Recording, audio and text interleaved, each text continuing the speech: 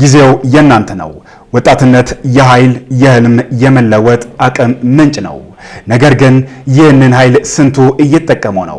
የህይወታችንን የእድሜያችንን ወሳኙ ምዕራፍ ለምንስ እያዋልነው ነው? ክቡራትና ክቡራን ተመልካቾቻችን እንደምን ቆያችሁ? ከህይወት ገጽ በተሰኘው ፕሮግራማችን የወጣቱን ንቃተ ህሊና በማሳደግ ስራ ፈጣሪና ስራ ወዳድ ትውልድን መፍጠር ዋነኛው ዓላማ ነው። ከዛሬ ወጣት የነገ ተስፋን ህይወትን የምንማርበት ፕሮግራማችን ነው። አብራችሁን ነው። እንኳን ደህና መጣ።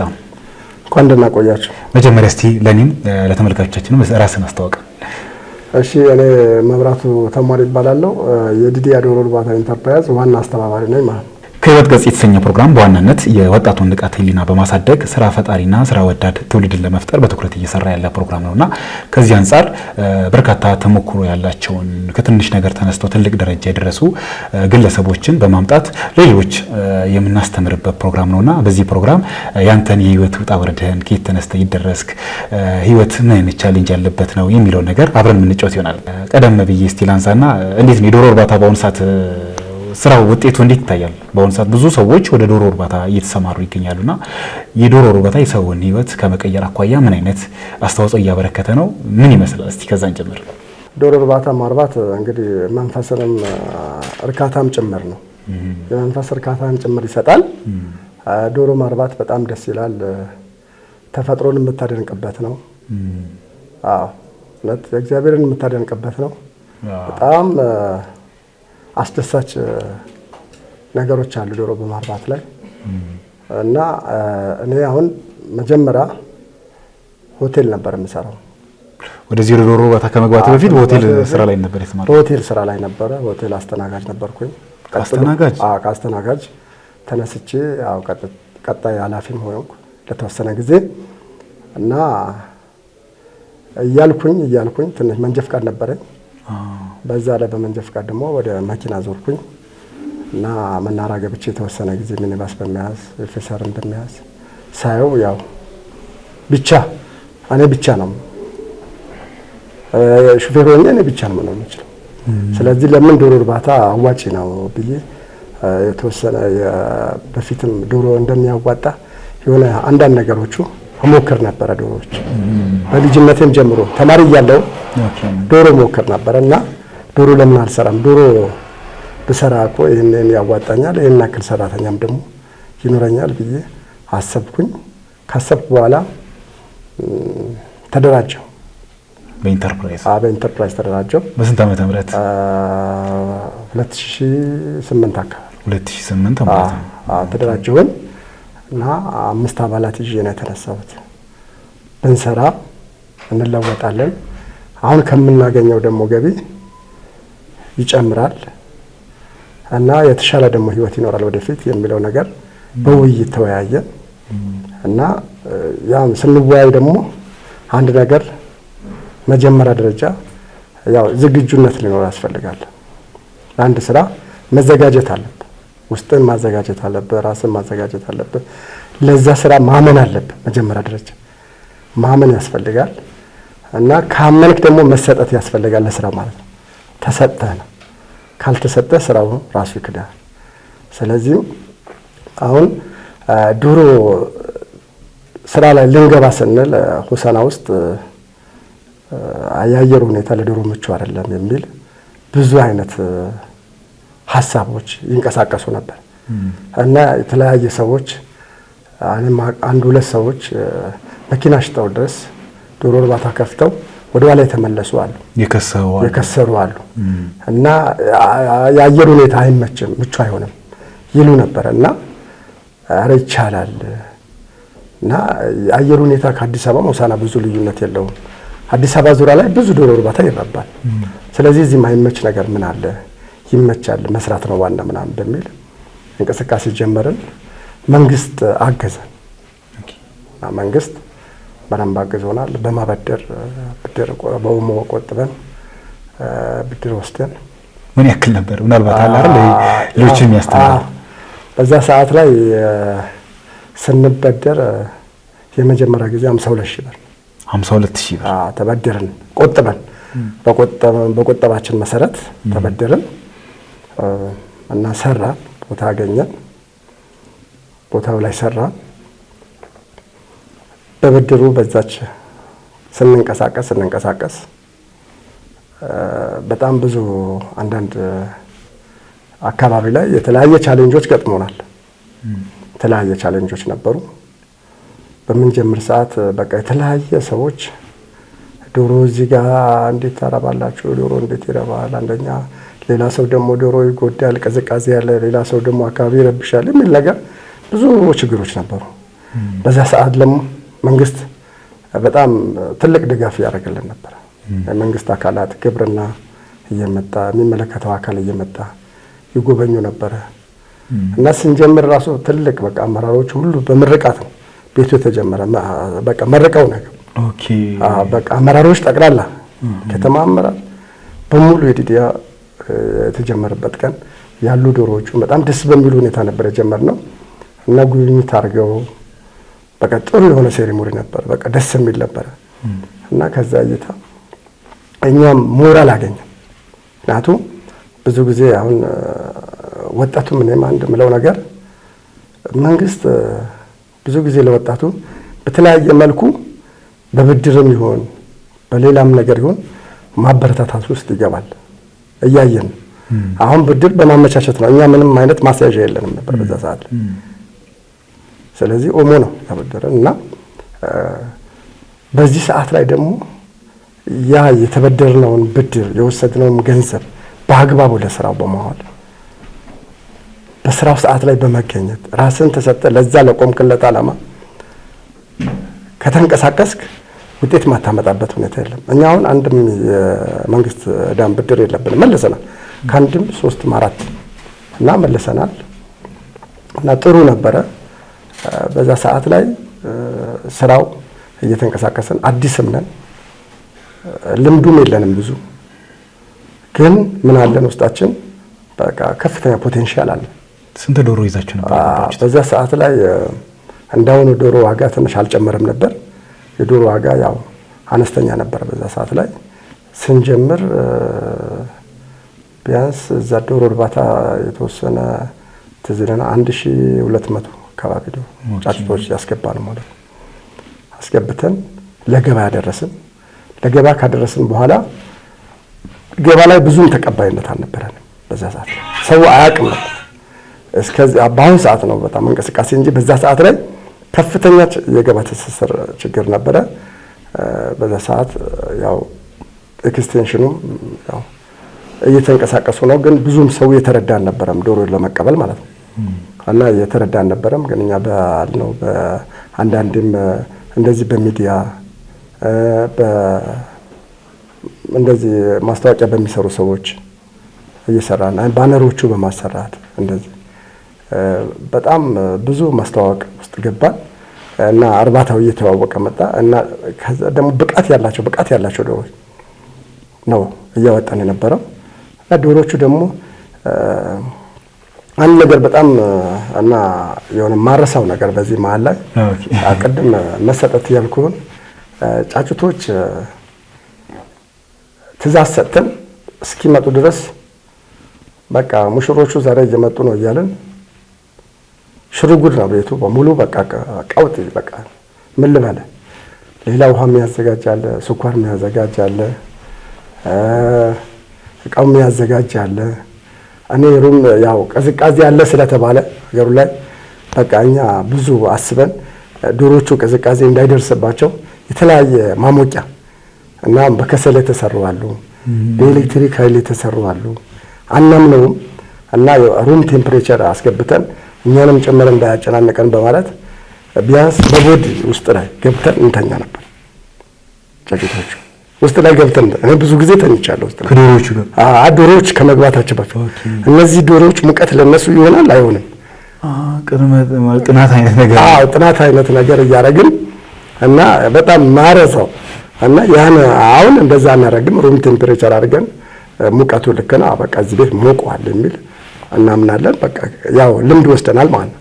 እስከዛ ግን እኛ ውስጥ ላይ በሙቀቱ ከላይ የነደደ ከስርኛ ተኝተን በቃ ሙቀቱ ልክ ከፍ ሲል እኛም ሰለም በቃ ይበቃቸዋል ብለን ነው ሁሉም ቡርደን ላይ እየገባን እንደዛ ቼክ ስናደርግ ነበር ማለት ነው። እና ያንን ምንድነው የሥራ መሰጠት። ስራ ስትሰጥ አንድ ለቆምከበት ዓላማ ስትሰጥ በዚህ ልክ ውጤታማ ትሆናለህ። ራስን ማዘጋጀት ነው ማመን ነው። መጀመሪያ ራስን ማዘጋጀት ነው፣ መሰጠት ነው። ለዛ ስራ ስትሰጥ ማታደርገው ነገር የለም። ብዙ ጊዜ እኛ ምንድነው የሚጎዳ የሆነ አንችልም ማለት ነው። ቅድሚያ መስጠት አንተ እኔ አልችልም የሚለው መንፈስ ውስጥ ላይ የለም። ፈጣሪ ግን እኛ ሲፈጥረን ሁሉም አይነት ነገር እንድንችል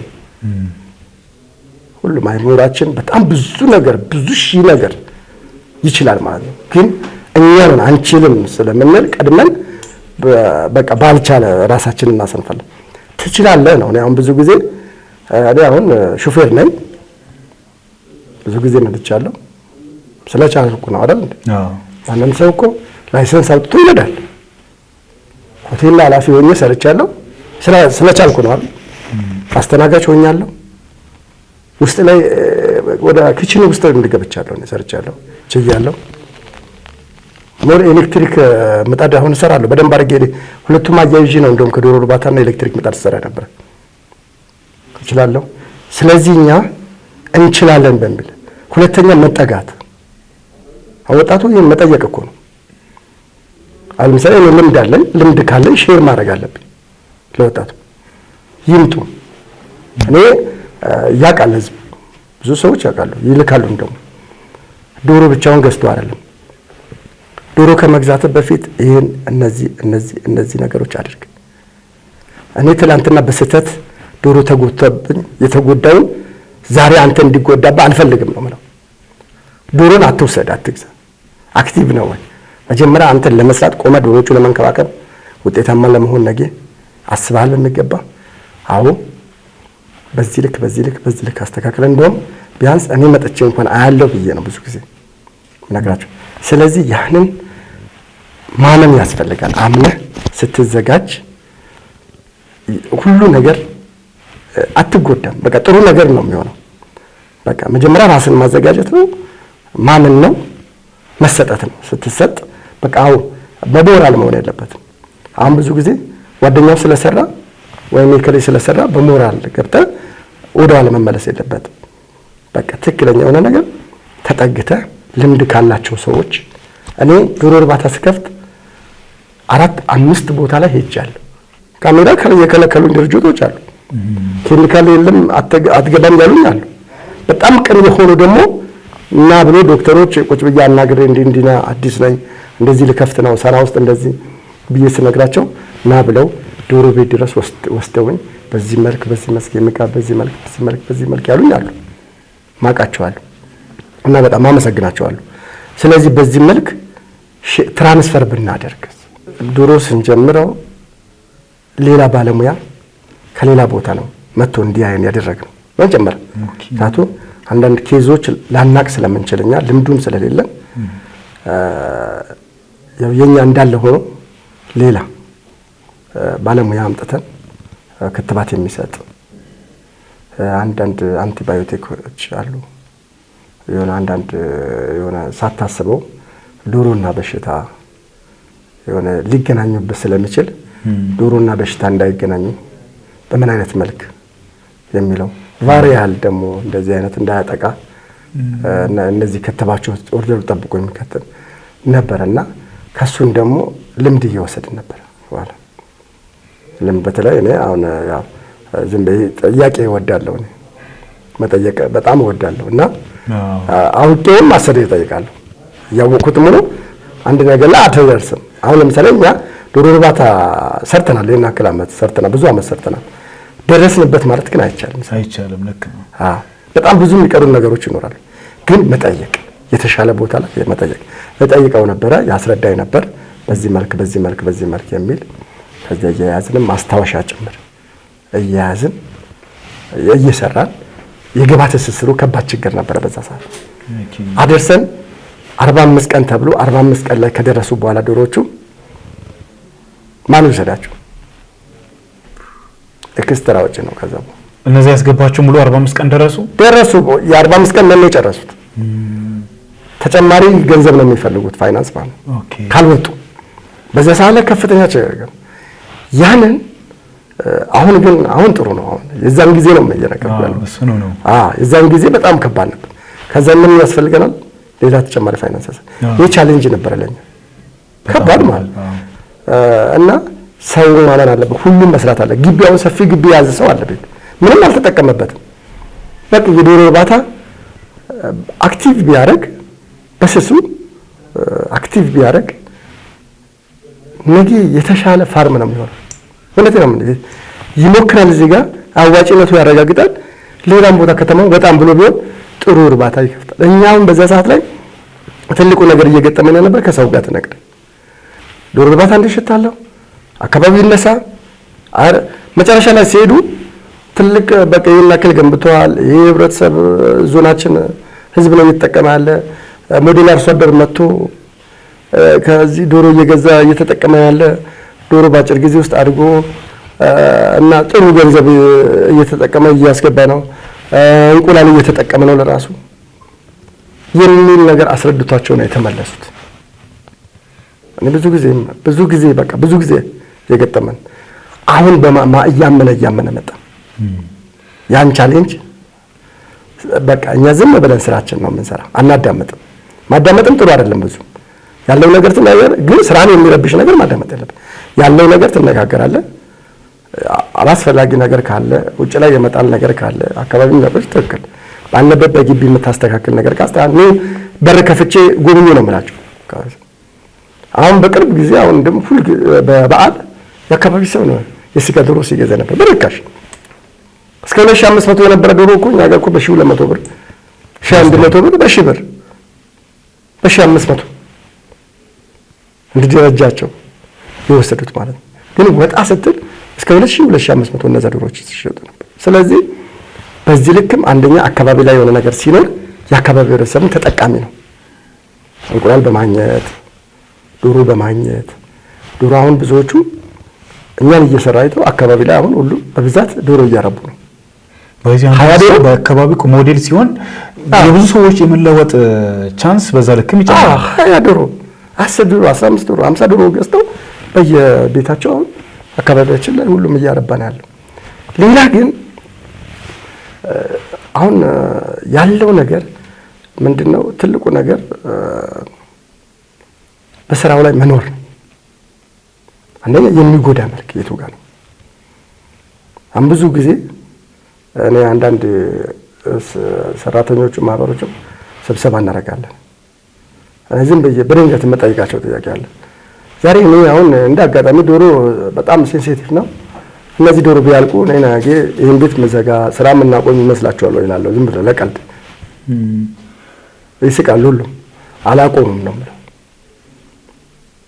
ነገ ሌላ ቀን ነው። የዛኔም ከዜሮ ነው የተነሳሁት። እንደገናም ተመጥቼ ከዜሮ ነው እነሳለሁ። እኔ በስህተት እኮ ክትባት በስህተት ብዙ ዶሮ ሞቶብኛል በአጋጣሚ። ግን አላማዬም ስለነበረ በቃ እና በሞራልም ብቻ ሳይሆን በቃ መንፈስ ጠንካራ በመሆን ያለው ነገር ነገ ሌላ ቀን ነው በሚል ወጥረን እየሰራ አሁን እግዚአብሔር ይመስገን በደንብ አድርገን ተለውጠን አሁን ዶሮ አይሞትም፣ በአግባቡ ይከተባሉ። ክትባቱም ያለ ደርሰንበታል። ከውጭ ጭምር ነው ክትባት የምናስገባው። ኤንቪአይ ነበር። ኤንቪአይ ያው ጥሩ ነው፣ ግን ብዙ ጊዜ አንዳንድ ጊዜ ኤንቪአይ ያለው ከትበ እንደገና ክትባቱ ላይ ይገባል። አሁን በብዛት አሁን ቫክሲን ከውጭ የሚያመጡ አሉ፣ እነሱን እንጠቀማለን ነው። ስለዚህ አሁን ምንም አይነት ነገር የለም። ግን ቅድም እንደነገርኩ ይበልጣውን ማህበራት አዳዲሶቹም ቢሆኑ ሌሎቹንም ቢሆኑ ወጣቶች ሲሰሩ ምን መጠየቅ ልምድ ካላቸው ሰዎች ጋር ሼር ማድረግ ስናደርግ በእርግጥ እኔ አሁን መጥቶ ለጠየቀኝ ሰው እንዴት ነው እየሰራችሁ ያላችሁ? እንዴት ነው እያደረጋችሁ ያላችሁ? እንዴት ነው የማይተማምባችሁ? እንዴት ነው የማይሞቱ? እንዴት ነው ብንል እና አንዳንድ ጊዜ ገዝተው ሲሄዱ በዱላ ካልመታችሁት በስተቀር የዶሮ አይሞትም ነው የምላቸው። በፍጹም መጀመሪያ በደንብ ክትባት ወስደዋል። አንቲባዮቲክስ በደንብ ወስደዋል። ስትገባ እርባታ ስትገባ ዲስኢንፌክተድ አድርገህ ነው የምትገባው። ኬሚካል ህዋሲያን ኬሚካል አለ፣ ሌሎችም ኬሚካሎች አሉ፣ ባዮሴፍ አለ፣ ምን አለ፣ ብዙ ኬሚካሎች አሉ። ግቢው ዲስኢንፌክትድ ይደረጋል፣ ንጹህ ነው። ዶሮ ቤት ይዘህ የምትገባው ልብስ ውጪ ይዘህ አትወጣም። እዛ ዶሮ ቤት ነው፣ ቦታ አለው። ጫማህን ውስጥ የምትንቀሳቀስበት ጫማ ራሱ የቻለ ነው። ውስጥ ላይ ይዘህ ውጭ ላይ ኮንታሚኔሽን ይፈጠራል። ካልሆነ ያለ አግባባ ውጭ ላይ አሁን ለምሳሌ ከብቶች አሉ፣ ሌሎች ፍየሎች አሉ ምናምን የነሱ ኩስ ብትረግጠው ኮክሲዲዮስ አለ እነሱም ላይ ቀጥታ ወደ ዶሮና በሽታው ታገናኘዋለህ ማለት ነው። ያን ዶሮና በሽታ እንዳይገናኝ ባዮሴኩሪቲ አለ። ያ ባዮሴኩሪቲ በስነሳት ግቢውን እንጠቀመዋለን ማለት ነው። ሌላ ደግሞ ቪታሚኖች አሉ። ኬዝ ካለም ወይ ትሪትመንት ለማድረግም አንቲባዮቲክ ታደርጋለህ። ስለዚህ ሌላ በዚህ መልካልክ ዶሮ በአሁን ሰዓት ስፔሻሊ በአሁን ሰዓት ፍላጎት በጣም ከፍተኛ ስለሆነ አዋጭ ነው ሁሉም ቢሰራው፣ ሁሉም ወጣት ቢደራጅ። ምክንያቱም እንቁላል ዋጋውን በጣም እየሄደ ነው። ዶሮ ነው ውስጥ ዶሮ እኛ ሀገር በዚህ ልክ መወደድ ነበረበት። ምንድነው ሚስጥሩ? ምንድነው ዶሮ ይናል ዶሮ ይሄን አክል 2500 ብር አካባቢ ድረስ በምን ምክንያት ነው የደረሰው? ብዙ ሚሊዮን እኮ ዶሮ እኮ እየተፈለፈለ ነው ኢትዮጵያ ውስጥ። ምንድነው እኛ ያለ መስራት ችግር ነው ወይስ ምንድነው ችግሩ? ሞር በዚህ አንድ መናገር የምፈልገው ነገር ምንድነው መኖ ለምንድን ነው ይሄን የተወደደው? አሁን እዚህ ጋርም እኮ አንድ የመፍትሄ አካል መሆን ያስፈልጋል። ሰው ምናል መኖ እያስቸገረ ነው። መኖን ደግሞ አሁንም ወጣቱ ያንን መኖ የሚፈጥርበት ሁኔታ መፍጠር ያስፈልጋል። መኖ የሚያመርት ሰው መኖ አምራች ዶሮ እርባታው በዛ ልክም ሲበዛ አርቢውም በዛ ልክም እየበዛ ሲመጣ ደግሞ መኖን የሚያመርቱ ጎን ለጎን መሄድ አለበት። ጎን ለጎን መኖ የሚያመርቱ መኖር መቻል አለበት። እንቁላል የሚያስጥሉ መቻል አለበት። ጫጩት የሚያስፈልፍሉ መኖር መቻል አለበት። አሁን እኛ በዚህ ዞን በዞናችን በጣም ከፍተኛ የሆነ ፍላጎት አለ። የዶሮ ፍላጎትም አለ፣ እንቁላል ፍላጎት አለ። ይህን ፍላጎት ስላለ ማርባት አለበት፣ ሰው ወጣቱ ማርባት አለበት። በአሁን ሰዓት ደግሞ በጣም የተመቸ ነው ለዶሮ እርባታ። አሁን ብዙ ወጣቶች በእርግጥ እንቅስቃሴ ላይ ናቸው ያሉት። አሁን እኔ ጋርም ብዙዎቹ ይደውላሉ፣ ጥሩ እንቅስቃሴ ላይ ናቸው ያሉት። በዚህ አጋጣሚ ዶሮ እርባታ ምን ይፈልጋል? ዶሮ እርባታ የሚፈልገው አንደኛ የተሻለ አየር ያለበት ቬንቲሌተር ያለበት ከቤቱ አሰራር ጀምሮ። አሁን ቤቱ ብዙ ጊዜ ዶሮ እርባታ አንዳንድ ቦታ አይቻለሁ ይልኝ እያሉ ዝግ አድርገው ይሰሩታል። መስኮት በማውጣት ዶሮ እርባታ አይሆን። መስኮት አሁን የቤት ዝግ ነው። መስኮት 4 መስኮት ብናወጣ ዶሮ እርባታ መሆን አይችልም። ሙቀት ይነሳል፣ ይላላጣሉ፣ ምርት አይሰጡም። ምርት እንቁላል ምርት አይደለም፣ ስጋ ምርትም እኮ አለ። የስጋ ዶሮ እኮ በታሰበለት ጊዜ እኔ በ2 ወር ከ15 ቀን የስጋ ዶሮ አደርሻለሁ። በ2 ወር ከ15 ቀን ውስጥ በ42 እና በ43ኛ ቀን የሚደርሱ የስጋ ዶሮዎች ሳይሆን ትክክለኛ ሳሶ ዱዋል ፐርፐዝ የሚባሉት በ2 ወር ከ15 ቀን አደርሻለሁ። ምንድነው ቬንቲሌተሩ በጣም የተስተካከለ መሆን አለበት። አየሩ መዘዋወር አለበት። በጣም ቢያንስ እንኳን ከፍታው ከመሬቱ 1 ሜትር ይበቃዋል። ከመሬት 1 ሜትር ከፍታ በቂው። ከዛ በኋላ በሁለቱም በኩል ቬንቲሌት መኖር አለበት። በወንፊት መሰረት አየሩ ጥሩ መሆን አለበት። ሌላ ቤቱ በዚህ ልክ ከተመቻቸ በኋላ ዶሮዎች የሚያርፉበት ቦታ ሰጋቶር 5 ሳንቲ ከፍታ መኖር መቻል አለበት። መሬቱ 5 ሳንቲ ከፍታ መኖር አለበት። የሚጎዘጎዘው ጭድም ይሁን ሰጋቶራም ይሁን 5 ሳንቲ ከፍታ ከፍ ማለት አለበት። ሌላ ዶሮዎቹ በጣም ጤናማ ሆነው ጥሩ ሁኔታ ምቾት ያለው ሆኖ ሲወልዱ እርጥበት መኖር የለበትም ዶሮ ቤት። አሁን ቅድም ስናወራ የነበረ አሁን አንዳንድ የሚተነው ትነት አላስፈላጊ ሽታ የሚባል ውሃ ሲኖር ውስጥ ላይ ውሃ እንኳን ቢኖር ውሃውን ማንሳት መቻል አለባቸው። ቢደፋባቸው እንኳን ቦታውን ክሊር መሆን አለበት፣ ደረቅ መሆን አለበት። በባህሪው ውሃ ካልተደፋ በስተቀር ዶሮዎቹ ስላሉ አይረጥም። አንደኛ ቬንቲሌተር ቤቱ አየር በደንብ ይዘዋወራል። በቃ ሪክሬሽ ያደርጋሉ። በቃ በጣም አሁን እንደውም በጣም ደስተኛ ነው የሚሆኑት ዶሮዎቹ። አሁን ዝም ብለታቸው ሲመቻቸው ክንፋቸው እንደዚህ ያደረጉ በቃ ይበራሉ። ምን ይላሉ? በቃ ምቾት ነው። አንድ ሲመቸው አንድ ሲሆነ ሰው ቢሆን ደስ ሲለው እኔ ነው የተለየ ያሳያል። ዶሮዎቹ እንደዛ ናቸው። ዶሮዎች በጣም እና ደስ ይላሉ። በቃ ስታያቸው እና በጣም ደስ ይላሉ። እና በዛ ሰዓት ላይ የሆነ በቃ የሆነ ደስታ ሲሰማቸው እና ጥሩ ነገር ሲያዩ ቤቱ እና እድገታቸውን በዛ ልክ ነገ ስትገባ ተለውጠው ነው የምታያቸው። በጣም ይገርመኛል። የእግዚአብሔር ስራ በጣም ድንቅ ነው። እና ተለውጠው ጥሩ መኖ ስጣቸው፣ ቤቱ ይመቻቸው፣ ውሃ ጥሩ ስጣቸው። በቃ ሰራተኛ ኳሊቲ ነው። በቃ ነገ ስትገባ እነዚህ ዶሮዎች ተቀይረው ነው የምታየው። ቁም ነገር እኔ እርባታ ላይ እስቲ ከቻልክ አንዳንድ ቀን ዛሬ አየው ዶሮ ፎቶ ነገ ስትመጣ ተለውጧል። እኔ ዶሮ ዛሬ እንዴት ነው በጣም ጨምረዋል። እንትን በቃ ደስ ይላቸዋል። እና በዚህ ልክ ቤቱ ቢያስተካክሉ፣ ሌላ ደግሞ አለባበስ ቢጠብቁ፣ ሲሪየስ አለባበስ የሚያረባው አለባበስ። አሁን ለምሳሌ እኔ እናንተ ለብሰን ያለው ውጭ ላይ ያለ ብዙ እኛም ልናየው የማንችለው ዶሮ ሊጎዳ የሚችል ቫሪያሊም ይሁን ሌላው ዶሮ የሚጎዳ የሚችላል። አጠቃላይ በልብሳችን ይዘን በመንገባ ሰዓት ጭንቅላታቸው እንደዚህ ነው የሚሉት።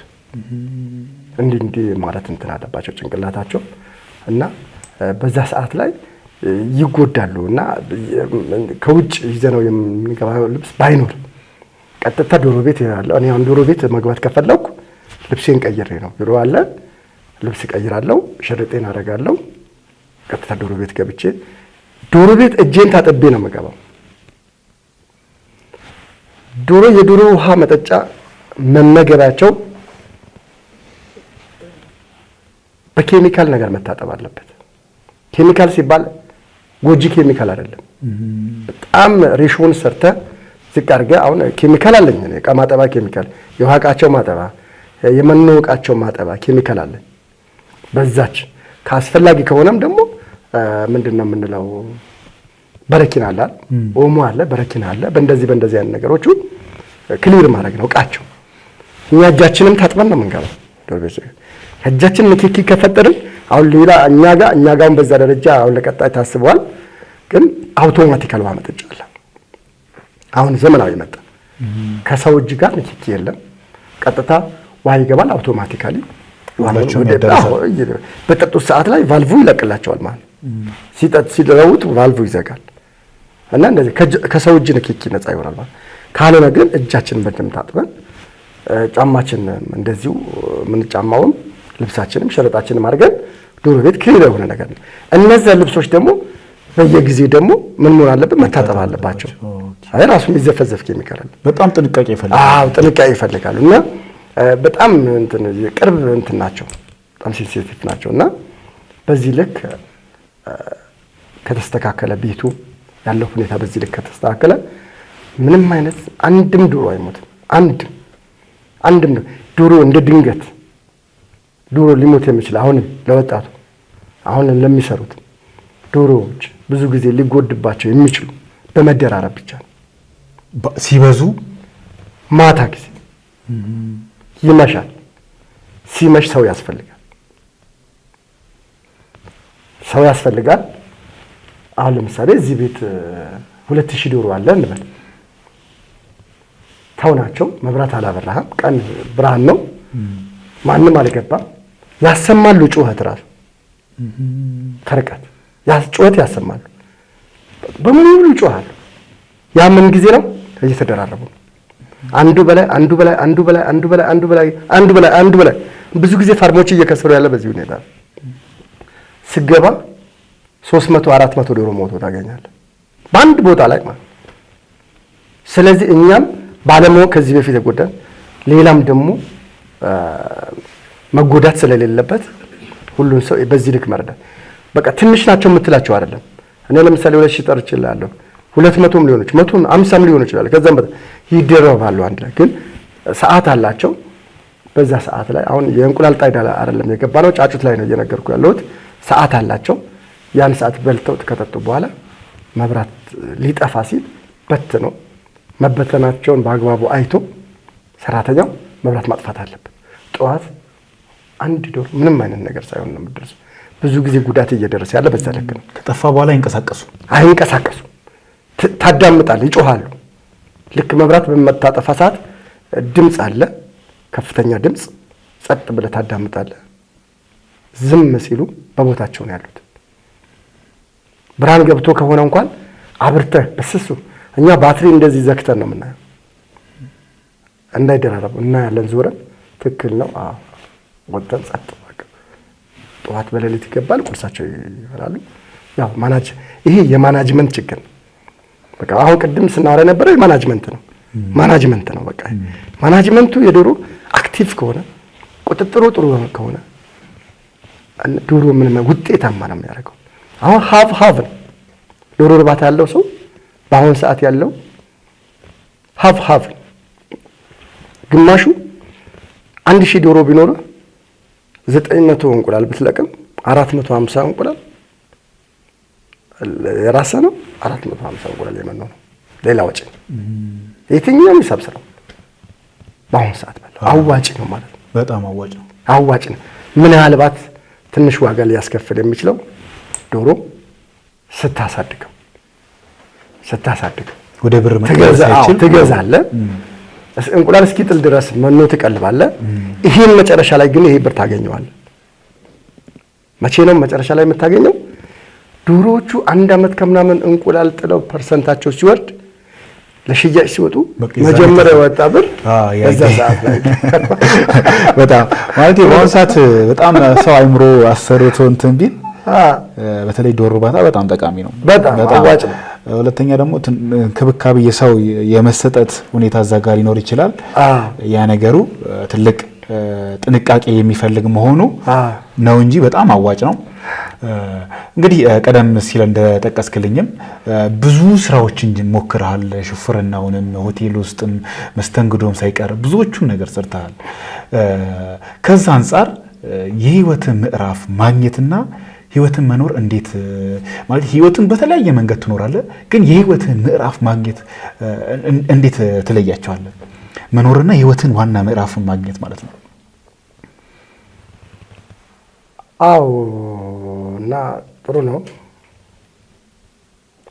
መኖር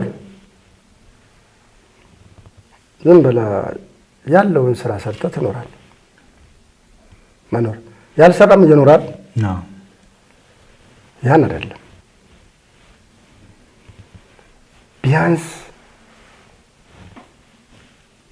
አንተ እንደዚህ ጋር ለራስህ ቅድሚያ ለቤተሰብ ለሌላ መትረፍ ነው ዋና። አሁን መጀመሪያ በመነሻነት ሹፌር ነበርኩ። ሹፌር ሲሆን ሙያዊ ግዴታ ነው። በቃ የምትወጣው የምታገኘው አበልና ደሞዝ ለራስህ ነው። ሌላ ሰራተኛ አልቀጠርክበትም ወይ ሌላ አላተረፍክበትም። ለራስህ ምን ትሆናለህ? ትቀጥላለህ፣ ትኖራለህ። በቃ ኑሮ ነው ያው ትኖራለህ። ሌላውም እንደዛ። ግን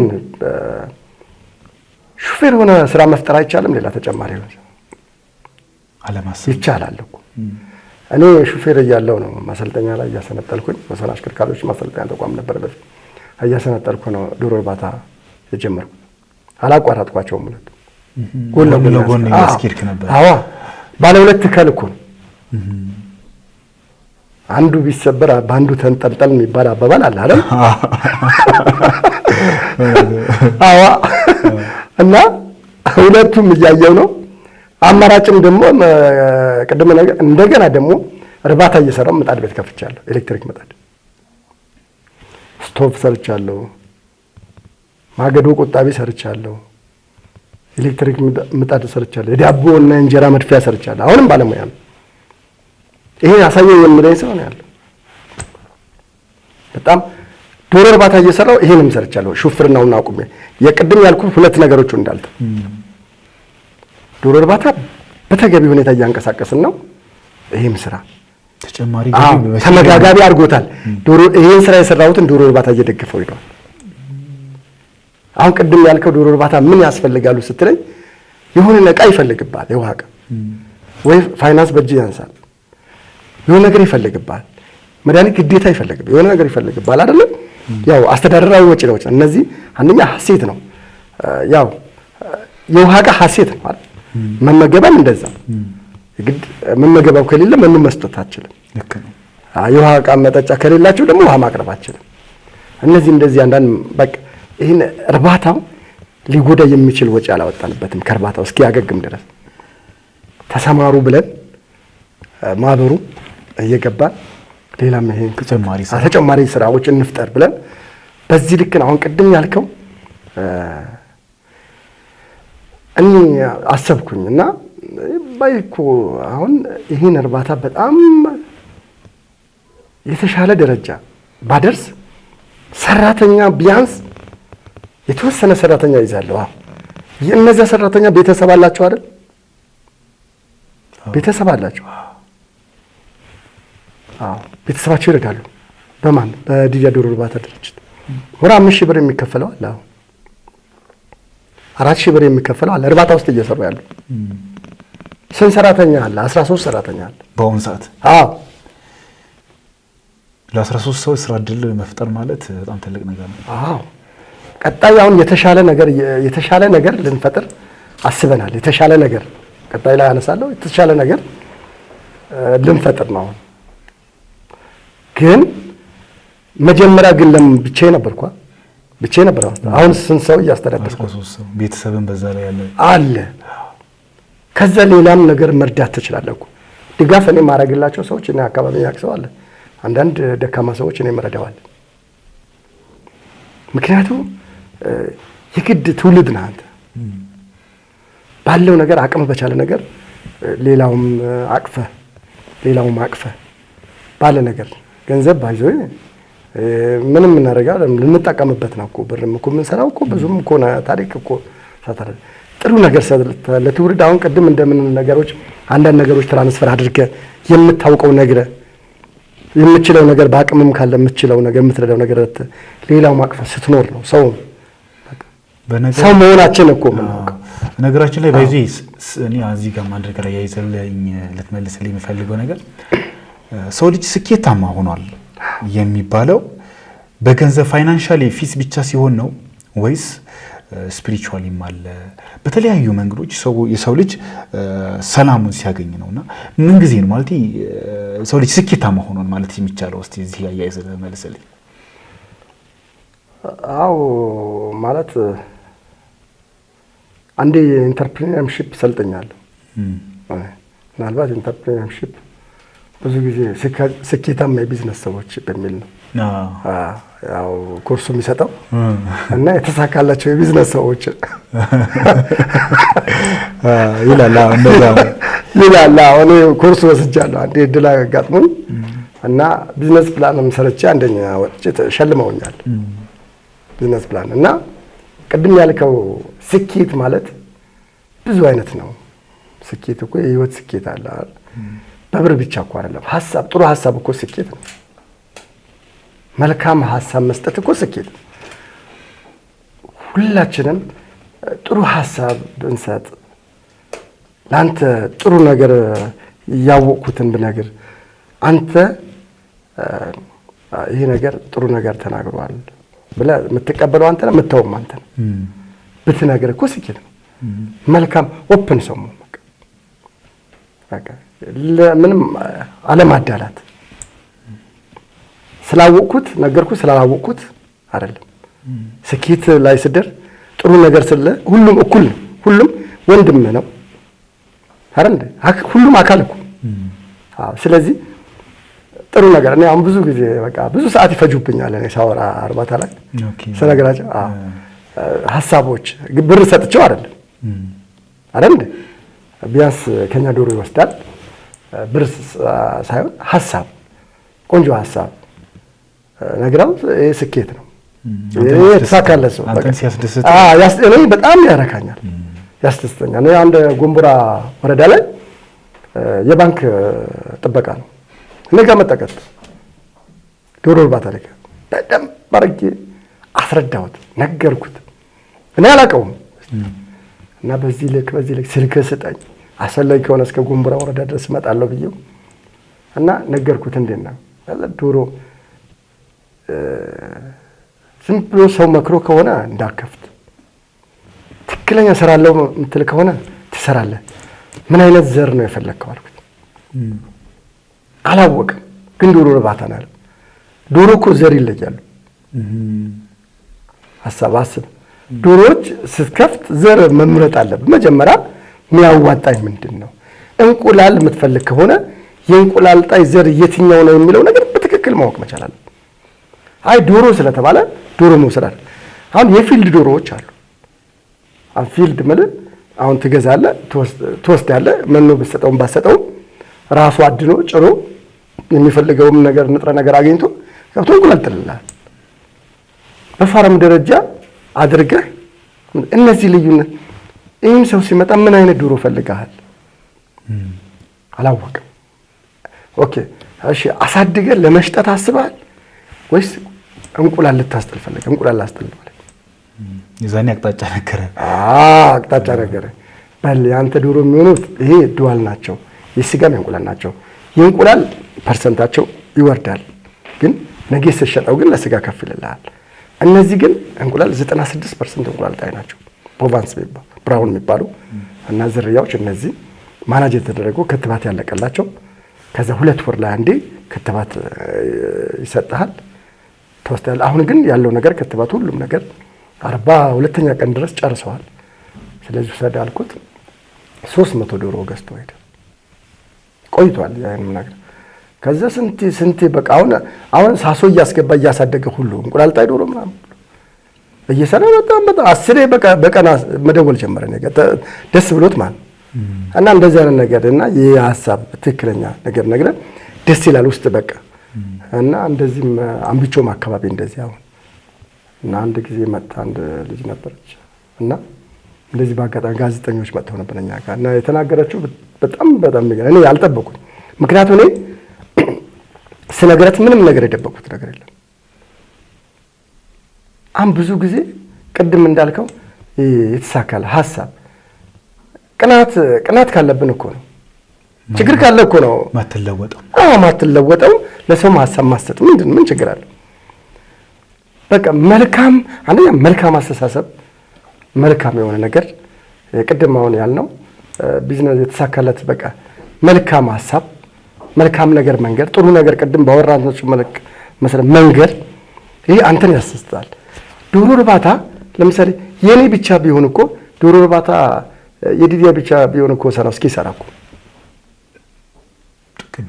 ምንም ጥቅም የሌለው ትስስር እኮ የለው አላወይ ትስስር እኛ አንድ ቅድም ያልኩ ምጣድ ቤት ከፍተናልኛ ምጣድ ቤት ብዙ አልነበረም 2 ቦታ ነው 3 ቦታ የነበረ ምጣድ ቤት ከዛ አንዳንድ ለወንድሞቼ ምናምን ምጣድ ቤት እንዲጀምሩ አረኳቸውና አሁን ብዙ ምጣድ ቤቶች ሆሳና ውስጥ ተከፈቱ። በዛ ልክ ፍላጎት እየበዛ ይመጣል ነግረን ምጣድ ቤት እየተከፈተ ነው የሚል ነገር አበዙ።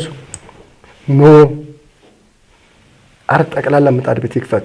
ሰው ከባህላዊ ወዴት ይገባል? ወደ ዘመናዊ ይገባል። ስራውን እንደው አችሉትም በተናገርኩት መሰረት ማቅረብ አልቻሉም። ማምጣት እንደው ሰውን የሚፈልገው መልክ እንኳን ማምጣት አልቻሉም። የምነግርህ አሁን በየአቅጣጫ ቢከፈትም ምን መጣ? የሰው ፍላጎት ከባህላዊ ወዴት መጣ? ወደ ዘመናዊ መጣ። ስኬታማ ማለት በሁሉም ዘርፍ ህሊናን ደስ የሚያሰኝ ነገር ማድረግ ነው። ያን ነገር ስታደርግ ደግሞ በዛ ልክም ለውጡም በዛ ልክም እየመጣ ይመጣል። ስኬት በሁሉም መልኩ ሰላምን ማግኘት እንደማለት ነውና ከዛ በተጨማሪ ብዙ ሰዎች ስራ ዓለም ውስጥ ይገባሉ።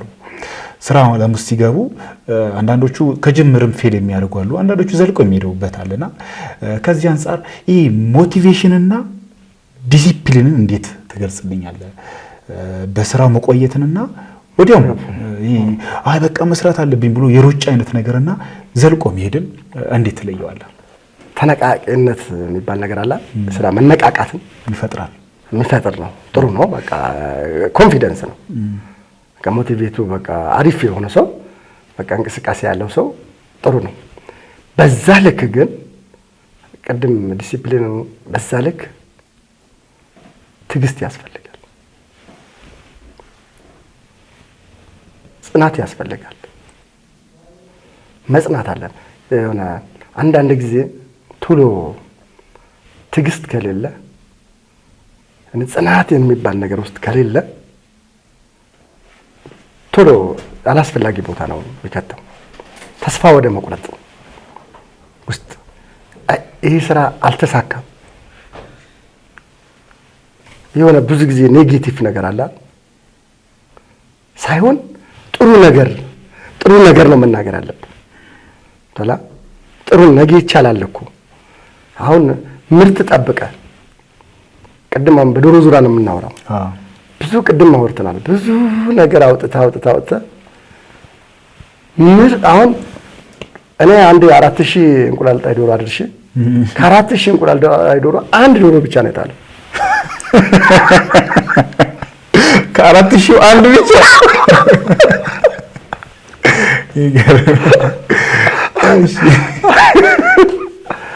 አሁን አዲስ ነኝ እኔ ለስራውና ኬጅ ላይ አሁን እንቁላል መጣ ኬጆች አሉ። 4000 ዶሮ ላይ አንድ ዶሮ አይ ምንድነው የምስራች አሳይቷል። የምስራች ነው እንግዲህ አይ ደስታ ነው የምስራች ነው። ይሄ ነገር እንዴት ነው ብዬ እነዚህ ዶሮዎቹ ላይ ጥሉ ነው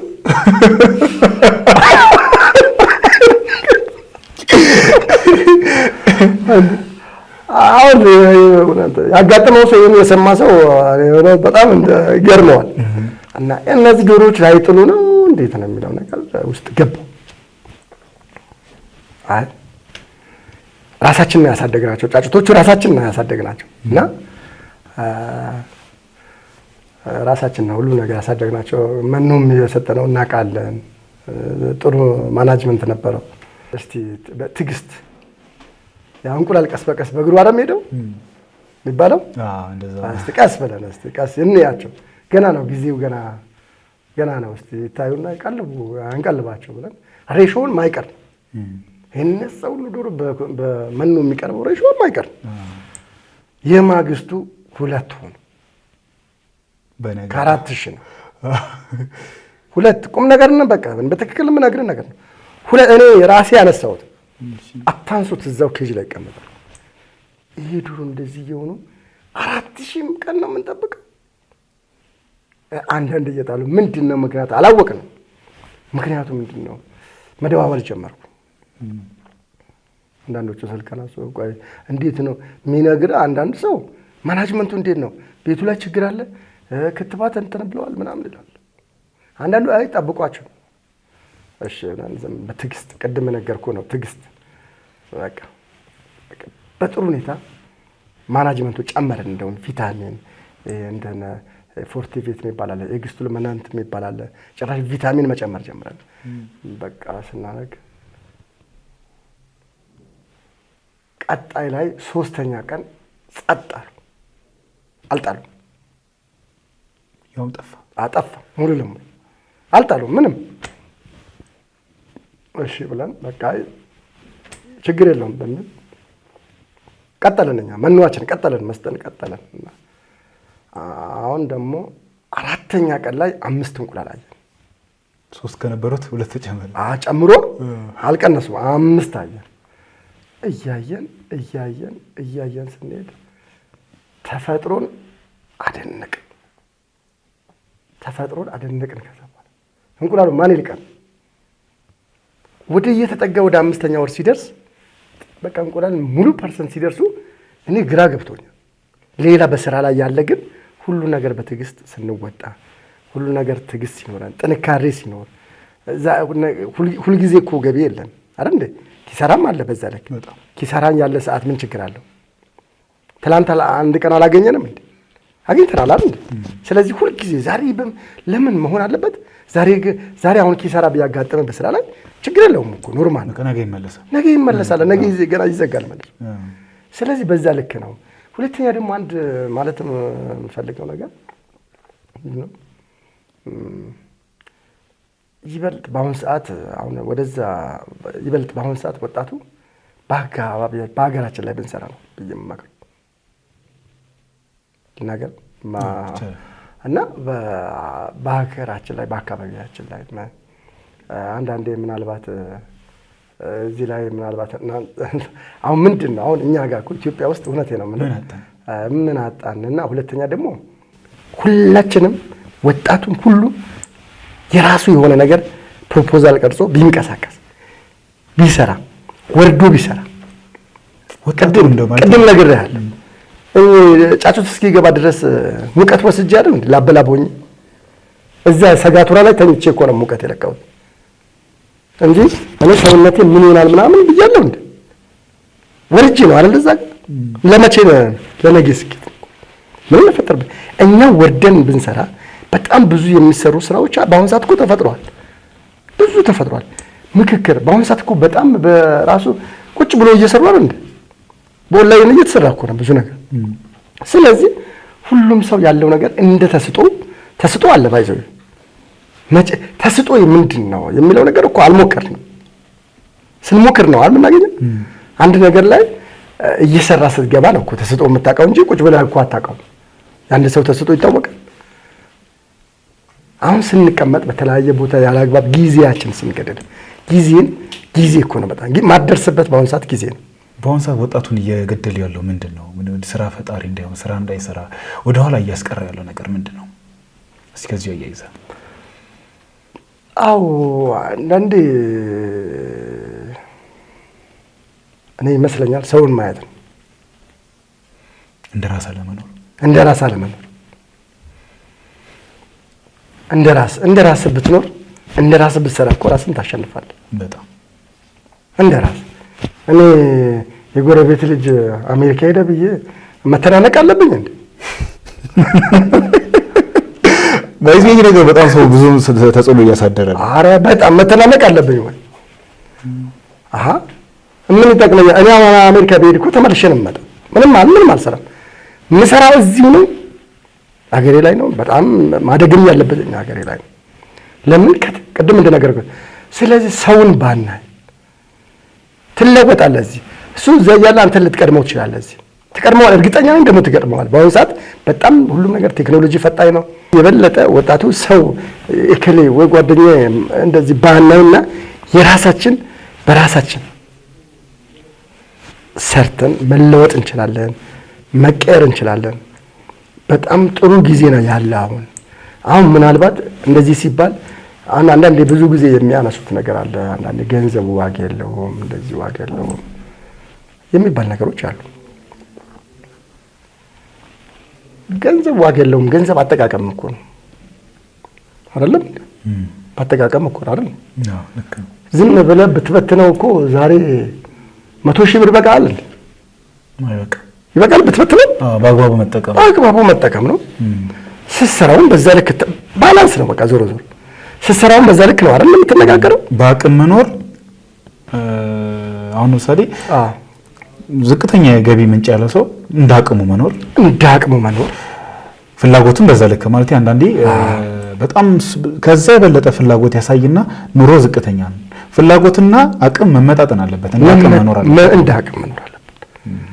በቃ እኔ አሁን የሆነ ነገር ሰርቻለሁ ወይ ዛሬ የሆነ ነገር ሳንቲም አግኝቻለሁ ብዬ ቦምባ ከረዩ ማለት አይደለም። በአቅም ትኖር ማናንታር በጣም ምቹ ጊዜ ነው። በጣም ምቹ ጊዜ ማለት ነው። ጥሩ ጊዜ ነው ያለ ነው። እና ቢሰራ ሁሉም ወጣት ቢሰራ በቃ ያለው ነገር ቅድም እንደነገርኩ አንደኛ ይሄን ስራ ብሰራ እንዴት ነው አዋጭነቱ የሚለው ጥሩ ጓደኛ ይኖራል። እነዚህ አይነት ስኬታማ ቢዝነስ ሰዎች ይኖራሉ። ከፍ ያሉ አላ እነሱም ብትጠይቅ አሁን የደረሱበት ነው። ቅድም እንደምታይ ማንም እንጃ በጣም ቅድም ያለው እንደው ማንም ሰው ዝም ይላል ብዬ አላስብም። በቃ አንድ ሰው አንዳንዴ አንተ መጠየቅ አለብህ፣ ወጣቱ መጠየቅ አለብህ። እኔ ከባህሪ ሰው መጥቶ ሲጠይቀኝ ነው መናገር የምፈልገው። ስትጠይቀኝ ሳትጠይቀኝ መጥቼ ብጠይቅህ ችግሮች አሉ። ለምን እንደዚህ ሊለኝ ቻለ? አንተ በነፃነት ነው የምጠይቀው። አንተ እኮ እንዲህ ብታረግ እንዲህ በዚህ ብትለው ምን ሊለኝ ፈልጎ ነው? እንደዚህ ምን አስቦ ነው? ይላል በጣም ይላል። እኔ ያጋጠመኝም ሰው አንተ እኮ እንዲህ ብታረግ በዚህ መልኩ ወይም ብታስተካክል በዚህ መልክ እንደዚህ ብሎ እኮ መሻሻል አለ። እንደዚህ እኮ በእንደዚህ አይነት መልክ እኮ ትለወጣለህ። እንደዚህ ተለይ ምን ሊለኝ ፈለጋ ማለት ግን መጥቶ በትክክለኛ ፕላን አድርጎ ቢዝነስ ፕላን አድርጎ በዚህ ነገር ለሞከር ፈልጌ ነበር አዋጭነቱ እንዴት ነው ብሎ ሊጠይቀን ትክክለኛ የሆነ ነገር አይኖ በዚህ መንገድ ያስኬዳል፣ በዚህ መንገድ በርታ፣ ችግር የለም አይዞ ብለህ እንትን እንትን በጣም በሙሉ ተለውጦ ራሱ ይችላል። በጣም ጥሩ ትልቅ ነገር ነው። እንግዲህ በዚሁ ተመልካቾቻችንን በጥልቀት እንግዲህ ካንተ ከዶሮ እርባታ ፍላጎት ያላቸውም ከዚህ በኋላ ለመስራት የሚያቀዱ ብዙ ነገሮችን ካንተ መረጃ ይቀበላሉ ብዬ አስባለሁ። እንግዲህ ተመልካቾቻችን እንደዚህ አይነት ነገር በተለይም በዶሮ እርባታ ለመሰማራት የፈለጋችሁ ወጣቶች እዚህ የዲዲያ ዶሮ እርባታ በመምጣት አንዳንድ ምክሮችን በምን አይነት ሁኔታ መስራት እንዳለባቸው፣ ምን አይነት የዶሮ ዝርያዎች ናቸው ለምን የሚጠቅሙት ለእንቁላል ጣይ ለስጋም ይሁን የተለያየ ነገር የሚጠቅሙትን በጥልቀት እሱ ያስተምራቸዋል ብዬ አስባለሁ።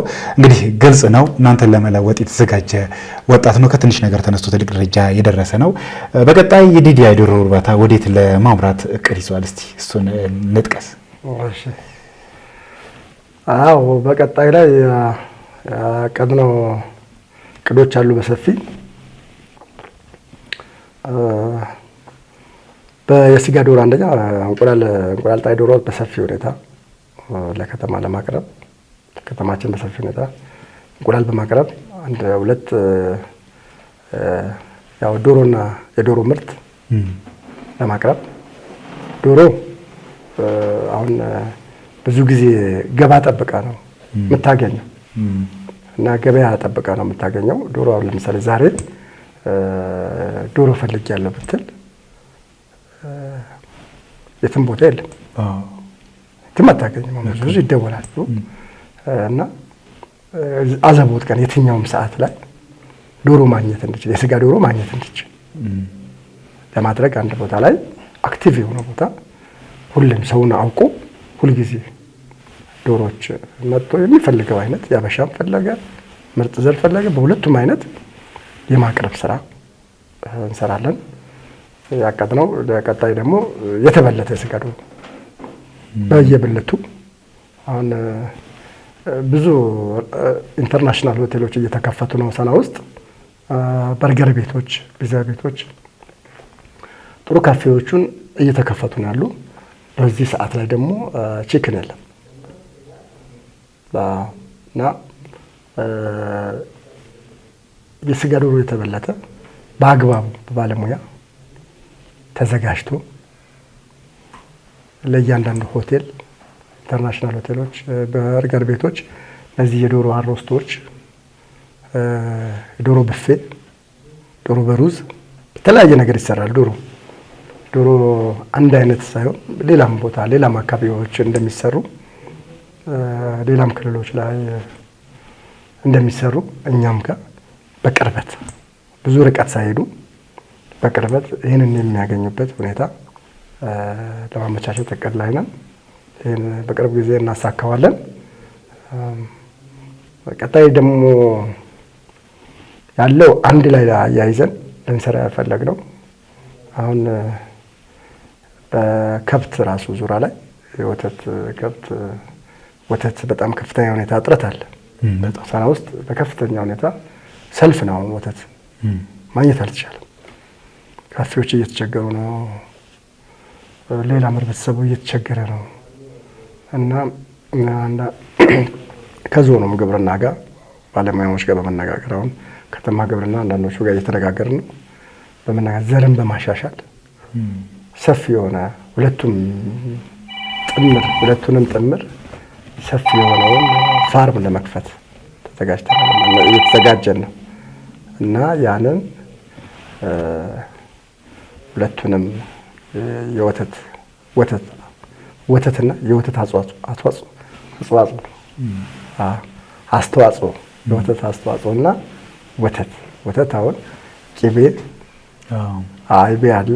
እነዚህ አሬራ የሚባሉት እነዚህ በማሽን በቀላሉ እንትን ብሎ ለከተማችን ለማቅረብ በዲዲያ ፋርም ስለ ሁለቱም አግሮ ፕሮሰሲንግ የሆነ እንትን ለመክፈት እየተዘጋጀን ነው ማለት ነው። ለቀጣይ ላይ በርቱ። እንደዛኔም በትልቅ ደረጃ ደርሳችሁ ዳግም በዚህ ፕሮግራም የምንገናኝ ይሆናል ብዬ ማስባለሁ። እንግዲህ እዚህ መተ ለወጣቱ ያስተምራል። ከኔ ህይወት መማር ትችላላችሁ፣ ከትንሽ ነገር ተነስታችሁ ትልቅ ደረጃ መድረስ ትችላላችሁ። በተለይም በዶሮ እርባታ አቅጣጫውን በመንገር ያለህን ተሞክሮ ስላጋራን ከልብ አድርገን እናመሰግናለን። እሺ፣ እኔም አመሰግናለሁ ስለጋበዛችሁ፣ በጣም ደስ ብሎኛል። በዚህ አጋጣሚ መልእክት ማስተላለፍ ከፈለክ ማመስገን የሚፈልገው ሰው? አመሰግናለሁ። ያው ሁሉም በዚህ ስራ በዲዲያ ዶሮ እርባታ እዚህ ደረጃ ላይ እንዲደርስ ያደረጉ ብዙ መንግስት አመራሮች አሉ። ዞን ግብርና፣ የከተማ ግብርና ባለሙያዎች፣ ሁሉም ሴክተር ክፍሎች ብዙ ድጋፍ በመስጠት ለዚህ ደረጃ አድርሰውናል። በጣም ነው የምናመሰግናቸው ማለት ነው። በጣም ደስ ብሎናል እና ያው የዲዲያ ዶሮ እርባታ ቀጣይ ላይ ደግሞ የተሻለ ሆኖ እንደሚቀርብ ያው እነሱም የለፉበትም ስለሆነ ብዙ ችግር ባለም ሰዓት ምንም ባለም ሰዓት እየመጡ ሁሉ ነገር ድጋፍ እያደረጉ ስለነበረ እና በጣም እናመሰግናቸዋለን። አመሰግናለሁ።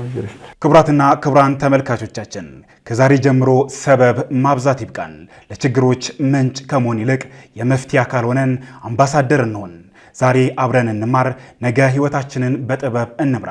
ከህይወት ገጽ የተሰኘ ፕሮግራማችን ዛሬ የነበረን ፕሮግራማችን ይህንን ይመስል ነበር። ሳምንት በሌላ እንግዳ እስክንገናኝ መልካም ጊዜ ይሆንላችሁ።